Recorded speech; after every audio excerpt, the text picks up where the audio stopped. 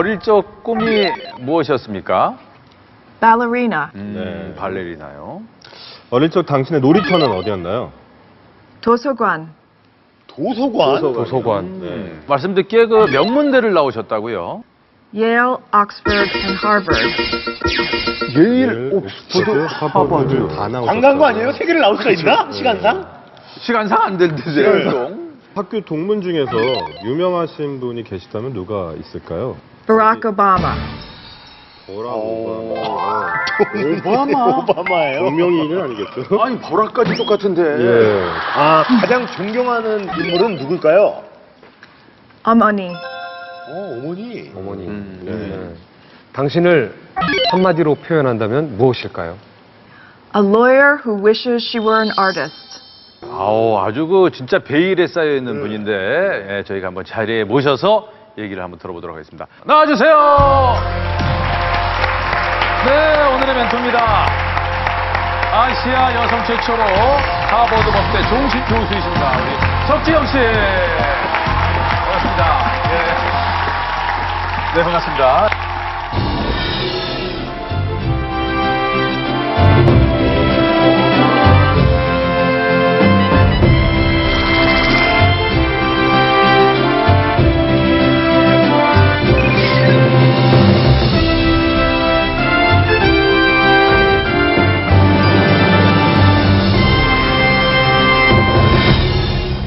안녕하세요. I am 석지영. I am a professor at Harvard Law School.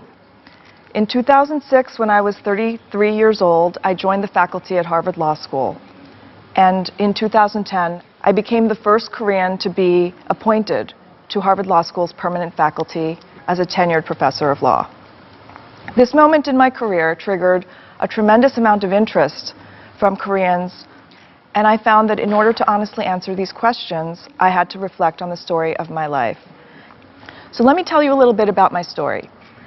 When I was 6 years old, my father, who was a physician, he decided that our family would move to New York. So we all left everything we knew and became immigrants in the United States. I entered first grade in New York with no English. It was a pretty terrifying experience to be thrust as a child into a new environment, in a new country, in a new culture, and understanding the language not at all. It was a very, very tough way to give a lonely child an instinct for survival and adaptation.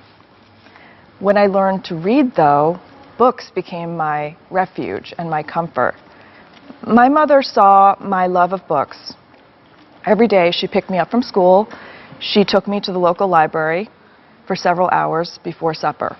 She sat down and read her book, and she left me to do as I wished there. And it was a great adventure to be let alone, to be let loose, free, in a library. I love knowing that I was not the first person for whom this was true, nor would I be the last. And other children, far away from me, would have the same journeys as I was having through the same books that I was reading. And in that way, I felt that I wasn't alone. As a child, I also dreamed of being a ballerina. My imo was a beautiful ballet dancer in Korea, and her example influenced me a great deal. I studied, fortunately, in the world-famous ballet school, the School of American Ballet in New York.